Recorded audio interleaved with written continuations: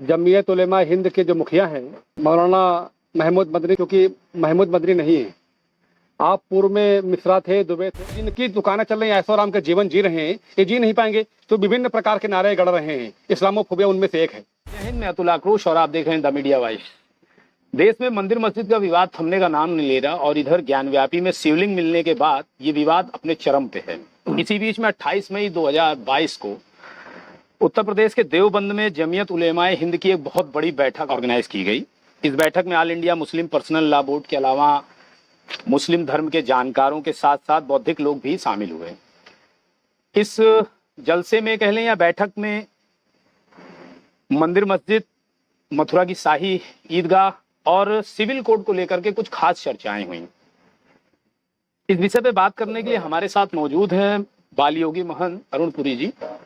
तो महंत जी, ये बताइए, उलमाए हिंद के इस अधिवेशन में उनके राष्ट्रीय अध्यक्ष मौलाना महमूद मदनी ने कहा कि हमारा मजहब अलग है, हमारा लिबास अलग है, हमारे खाने पीने पहनने का तरीका भी अलग है।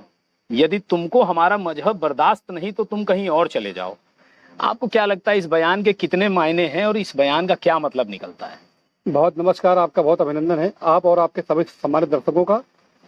मैं आपके माध्यम से जमीयत उलेमा हिंद के जो मुखिया हैं मौलाना महमूद मदनी जी को आग्रह करता हूं कि जो आप, क्योंकि महमूद मदनी नहीं है, आप पूर्व में मिश्रा थे, दुबे थे, त्रिवेदी, चतुर्वेदी, पांडे, वाजपेयी, शुक्ला, उपाध्याय, अग्नोत्री, पाठक, अवस्थी, बंदोपाध्याय, चट्टोपाध्याय, बनर्जी, चटर्जी, मुखर्जी, आप रावत, जादौन, तोमर, कछवा, सेंगर, आप विश्वकर्मा, शर्मा, आप खरे, निगम, श्रीवास्तव, अस्थाना, आप सचान जी, कटियार जी, उत्तम जी, पटेल जी। ये चीजें आप कैसे तय कर रहे हैं? हम कह रहे हैं ना, ये भारत पाकिस्तान हम नहीं कह रहे हैं, पूरा अरब कह रहा है। जो मोहम्मद साहब के जो मूल वंशज वो कह रहे हैं, वो कह रहे हैं कि इंडियन मुसलमान, पाकिस्तानी मुसलमान और बांग्लादेश के मुसलमान नहीं हैं। इसलिए मैं कहता हूं कि आप मुसलमान नहीं हो, आप हिंदू हो, और आपको ये प्रस्ताव लाना चाहिए था जमीयत उलेमा की बैठक में कि सभी लोग इस समय देश में नरेंद्र मोदी जी और माननीय योगी जी का सुंदर नेतृत्व है, सभी का हृदय से अभिनंदन है। जो भी हमारे भाई जो कि किन्हीं कारणों से इस्लामिक विचारधारा में गए हों, वो पुनः इस समय, चूंकि देश का बहुत सुंदर वातावरण है और प्रदेश का बहुत सुंदर वातावरण है, सब लोग आप आइए, घर वापसी करिए और यही आपका सम्मान है। लेकिन वो तो ये कह रहे हैं ना कि अगर आपको हमारा पहनावा, हमारा खान पान ये नहीं पसंद है तो आप चले जाइए। तो अप्रत्यक्ष रूप से उन्होंने तो किसको कहा होगा? हिंदुओं को ही कहा है। तो पाकिस्तान जाने की बात उन्होंने तो कह दिया, आप पाकिस्तान चले जाइए, एक अलग बना लीजिए कंट्री अपनी। देखिए, जो नए मूल्य होते हैं प्याज प्याज चिल्लाते हैं। हम तो यही कहेंगे कि अभी भी बहुत समय है और तो शुरुआत मदनी जी क्या, मदनी जी नए मूल्य हैं। जो भी भारत के जो मुसलमान हैं, इनका बहुत पुराना इतिहास नहीं। अगर आप इनको 4 पीढ़ी पहले देखोगे कि रमाकांत, उमाकांत, घनश्याम, दिनेश, महेश, सुरेश और अतुल आक्रोश, कोई इनमें से कोई अरुण पुरी और कोई मिश्रा, दुबे, त्रिवेदी, जैसे मैंने पूर्व में कहा कि सब यही है। 4-5 पीढ़ी आप इनकी जांच करा लीजिए। ये सब और यशस्वी और सम्मानित हिंदूगण हैं जो दबाव में आकर के और लालच में आकर के इस्लाम में गए हैं। घर वापसी का सुंदर समय। मैं महमूद मदनी जी को आग्रह करता हूं कि जो पूर्व था आपका घराना और आपके सारे जो विद्वान लोग जो तथाकथित इस्लामिक विचारधारा में गए हैं, वो जो कह रहे हैं अपने आप को, आप लोग स्वागत है, आपका अभिनंदन है, आप सनातन में आइए, क्योंकि आप सनातनी ही हैं। जैसे मोहम्मद साहब जी का जन्म एक सनातन परिवार में हुआ है, ईसा मसीह जी का जन्म एक सनातन परिवार में हुआ है, नानक गुरु का जन्म एक सनातन परिवार में हुआ है। तो दुनिया में जो भी मत पथ संप्रदाय हैं वो सनातन की शाखाएं और सनातन से ही निकले, तो पुनः सबका घर वापसी करके सनातन में ही सबको शांति और प्रेम पाएंगे, ऐसा मेरा मानना है। दूसरा, आपने कहा कि जो मेरा प्रधान, मेरा भोजन, जिसको मेरा चरित्र, मेरा कल्चर, मेरी संस्कृति जिसको पसंद नहीं, कहीं और कहीं चला जाए। अरे और कहीं जाने का, तुमको घर आने की आवश्यकता है, ये नहीं जाए। इस समय आवश्यकता है कि तुम अपने घर में आ जाओ। ये हम कहेंगे कि बहुत समय, अच्छा समय, सुंदर वातावरण है, सभी लोग आप अपने घर में आइए, जहाँ पे आपका मूल है, जहाँ पे आपका। इसमें उन्होंने एक बात और कही है कि मैं उनका बयान बताता हूँ आपको। वे जरा सी बात पर हमें कहते हैं कि पाकिस्तान चले जाओ, और तुम्हें मौका नहीं मिला था पाकिस्तान जाने का, हमें मौका मिला लेकिन हमने रिजेक्ट किया। तो ये तो बात सही है कि कहीं ना कहीं हर बात पर ये उलाहना देना, ताना देना कि आप पाकिस्तान चले जाइए, आप गद्दार हैं। आपको नहीं लगता कि इस तरह की बातें कहीं ना कहीं व्यक्ति को कुंठित करती हैं, उसे गुस्सा दिलाती हैं?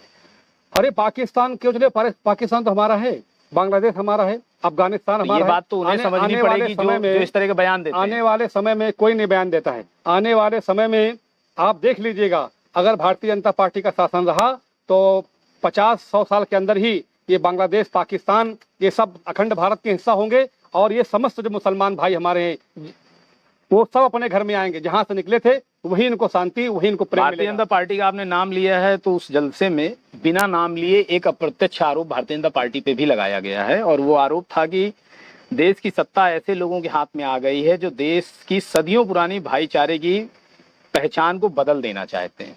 कितना सहमत हैं आप इससे? अरे भारतीय जनता पार्टी की उस समय स्थापना नहीं हुई थी जिस समय देश जल रहा था, लाहौर उन्होंने ये जल रहा कहा था। है कि वर्तमान में जो वही हम आपको सत्ता बताना है चाहते जिनके हैं। हाथों में, बिल्कुल हम समझ गए क्या वो ये कहना चाह चाहते रहे हैं। हैं। मैं वही आपको कह रहा हूँ कि उस समय की बात आप समझिए जब भारतीय जनता पार्टी जनसंघ का जन्म नहीं हुआ था। लाहौर जल रहा था, कराची जल रहा था और ढाका जल रहा था, कलकत्ता जल रहा था। कितने दंगे हुए कराची और लाहौर में, और इस्लामाबाद से लेकर ढाका तक, कलकत्ता से लेकर कानपुर तक। उस समय तो भारतीय जनता पार्टी का नामो निशान नहीं था। उस समय तो देश में और कोई था। इसके बाद भी भीषण भयंकर दंगे हो रहे थे। भारतीय जनता पार्टी भाईचारा खत्म कर रही है। अरे भारतीय जनता पार्टी तो प्रेम और सौहार्द, स्नेह और परस्पर प्रीति को बढ़ा रही है। भारतीय जनता पार्टी का शासन जब से आया है एक भी कहीं दंगा नहीं, आप बता दीजिए। तो भारतीय जनता पार्टी का देश में रहना, प्रदेश में रहना और जनपद में रहना अत्यंत आवश्यक है। देश की संस्कृति के लिए, देश की मूल्य मान्य परंपराओं के लिए, देश के गौरव के लिए भारतीय जनता पार्टी का रहना आवश्यक है। और मैं यही प्रार्थना करता हूँ। आपको ऐसा नहीं लगता है कि जैसे भारतीय जनता पार्टी जब से आई है सत्ता में, तब से देश में कुछ तो तनाव का माहौल बना है? और जो अराजक थे, जिनको खुल के गुंडागर्दी करने का अवसर था, वो नहीं कर पा रहे, इसलिए तनाव है। जमीयत उलेमा हिंद के राष्ट्रीय सचिव मौलाना नियाज अहमद फारूकी, उन्होंने भी एक बात बोली कि अगर हम अपने दिलों को बांट देंगे तो मंदिर मस्जिद का क्या होगा?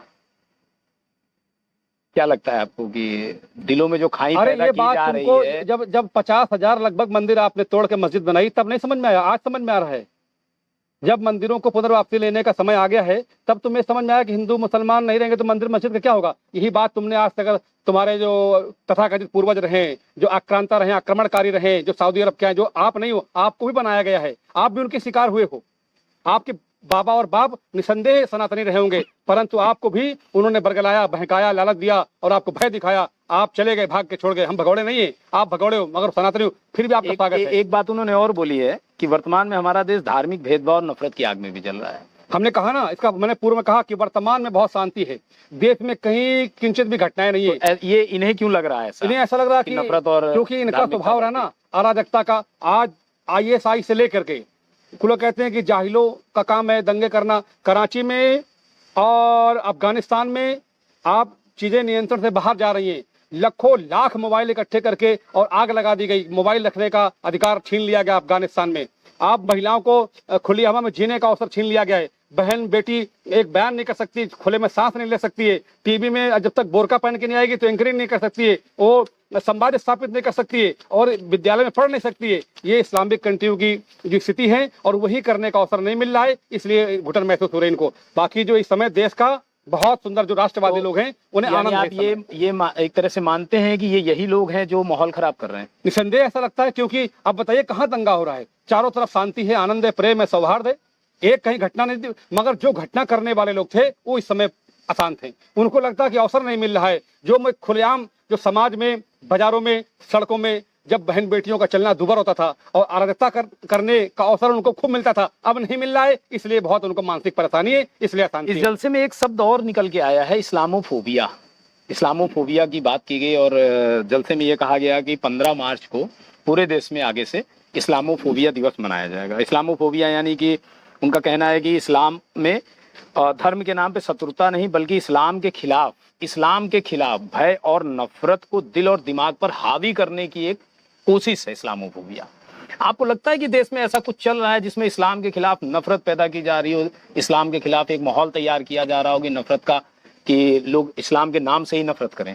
ये चंद जो है देश के गद्दार लोग हैं जिनको पूरे मुसलमान भाइयों को बरगलाने का, बहकाने का अवसर नहीं मिल पा रहा है।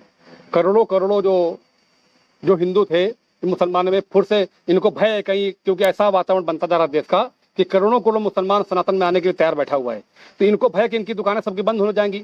अगर लाखों लाख करोड़ों करोड़ों मुसलमान हिंदू बन जाएंगे, घर वापसी हो जाएगी, तो जिनकी दुकानें चल रही हैं, ऐशो आराम के जीवन जी रहे हैं, ये जी नहीं पाएंगे। तो विभिन्न प्रकार के नारे गढ़ रहे हैं। इस्लामोफोबिया उनमें से एक है।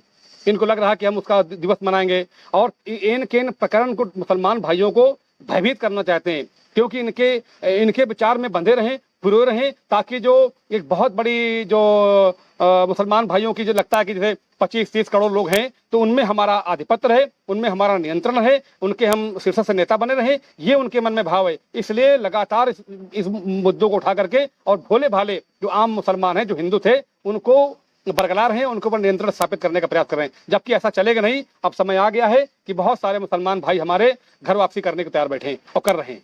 चलते चलते एक आखिरी सवाल आपसे लूंगा, क्या लगता है आपको कि ये जो अराजकता, नफरत, एक दूसरे के प्रति कुंठा का भाव है हिंदू मुस्लिम को लेकर के, जो तरह तरह की चीजें निकल के आ रही हैं, इसको खत्म करने का क्या जरिया है?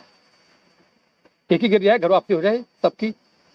बिना घर वापसी के ये खत्म नहीं हो पाएगा, कभी नहीं खत्म हो सकता है। जो बेचारे परस्पर महात्मा गांधी बहुत दिन पहले कह रहे थे, आपको लगता है ये संभव है कि 30 करोड़ मुसलमान हिंदू कन्वर्ट हो जाएं? अगर 100 साल भारतीय जनता पार्टी शासन में रहा तो 30 ने 31 करोड़ और 35 करोड़ मुसलमान अपने घर में आएंगे, जहां उनका घर था, जहां घर वापसी के बाद आप इन्हें कहाँ रखेंगे?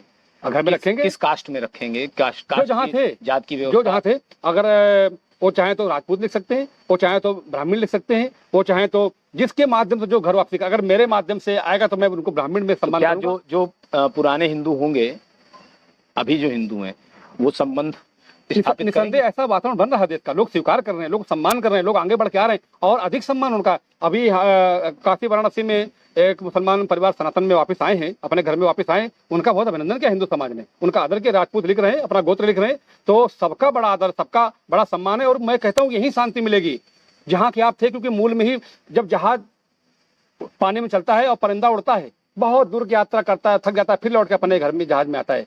तो हमारे भाई हैं ये, और ये चले गए किन्हीं कारणों से, घर लौटेंगे, इनको आनंद की अनुभूति होगी और हम सभी को आनंद की अनुभूति होगी।